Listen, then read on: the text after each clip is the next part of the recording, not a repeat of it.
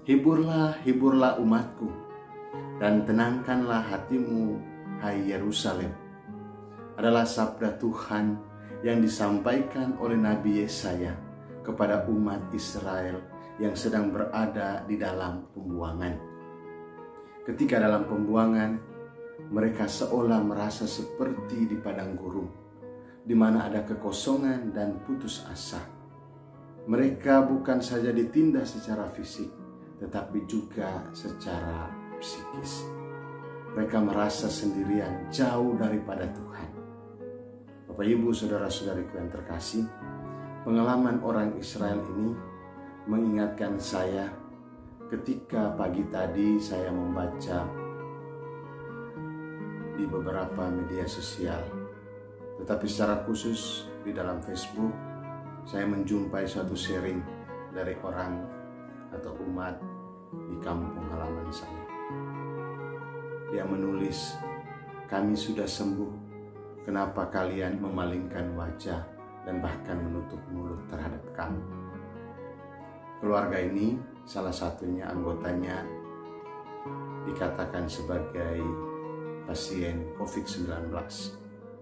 Mereka kemudian mengisolasi diri, karantina pribadi, dan sampai pada pemeriksaan terakhir mereka sudah dinyatakan sembuh. Mereka sudah sembuh secara medis, tetapi belum sembuh secara kehidupan sosial masyarakat. Mereka dijauhkan, mereka dikucilkan.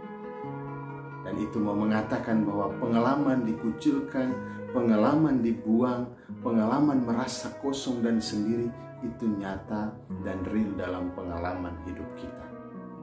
Kita semua pasti pernah mengalami, hanya berbeda dalam cara.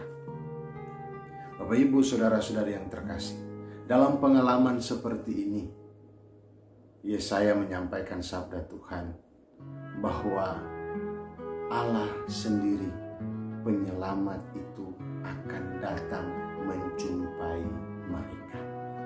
Mereka akan dibawa keluar dari tanah pembuangan. Mereka akan melewati padang gurun. Itulah cara yang paling cepat, paling dekat untuk kembali.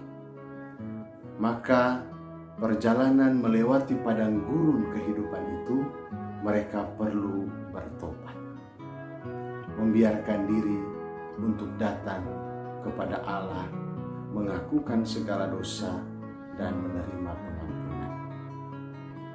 Allah sendiri lewat Yesaya mengajak orang Israel untuk yakin dan berharap penuh di tengah kesulitan, di tengah keputusasaan itu, bahwa Allah akan datang menghantar mereka pulang dan juga mengampuni salah dan dosa mereka. Saudara-saudari yang terkasih, Allah yang mau datang, Allah yang menghantar mereka keluar dari tanah pembuangan, menunjukkan bahwa Allah itu setia dan penuh cinta.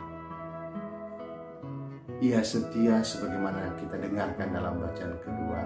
Ia tidak pernah lalai untuk menepati janjinya. Janji keselamatan, janji akan memberikan langit dan bumi yang baru untuk setiap orang yang percaya. Kesetiaan itu diungkapkan dengan menghantar mereka pulang dengan kekuatan, dengan tangannya sendiri untuk sampai kepada Yerusalem sukacita. Ia juga mencintai mereka, dan ungkapan cinta Allah kepada umatnya dengan mengampuni salah dan dosa mereka.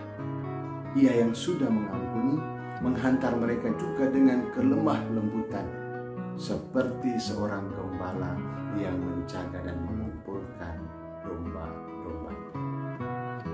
Untuk itu, Bapak, Ibu, saudara-saudariku yang terkasih, kita yang pernah atau mungkin atau saat ini sedang mengalami keterasingan, dikucilkan, dibuang dalam arti tertentu. Kita yang merasa putus asa, kita yang merasa kosong, kita merasa seolah ada di padang gurun yang luas, kering, hampa. Mari kita punya pengharapan di mana kesetiaan Tuhan dan cinta Tuhan itu akan selalu ada buat kita. Mari kita tanggapi cinta dan kesetiaan Tuhan kepada kita dengan mau datang seperti ajakan Yohanes Pembaptis, mau datang membiarkan diri kita untuk bertobat dan dibaptis. Saudara-saudara yang terkasih, pada masa Advent ini, mari kita datang membiarkan diri kita dihibur oleh Allah. Penghiburannya bukan sekedar membuat kita senyum dan tertawa sesaat, tetapi justru menghantar kita mencari jalan keluar, menemukan jalan keluar untuk sampai kepada sukacita sejati. Untuk itu, biarkan diri kita dibaptis, diperbaharui kembali, dilahirkan secara baru oleh iman kita dengan kesetiaan dan cintanya kepada kita. Ratakanlah bukit dan gunung kesombongan dengan kerendahan hati. Timbunlah kekosongan dan kekelaman dengan kebajikan-kebajikan, dan luruskanlah hati kita yang berlika-liku dengan setia pada ajaran-ajaran. Tuhan Yesus memberkati. Selamat hari Minggu. Bapa dan Putra dan Roh Kudus.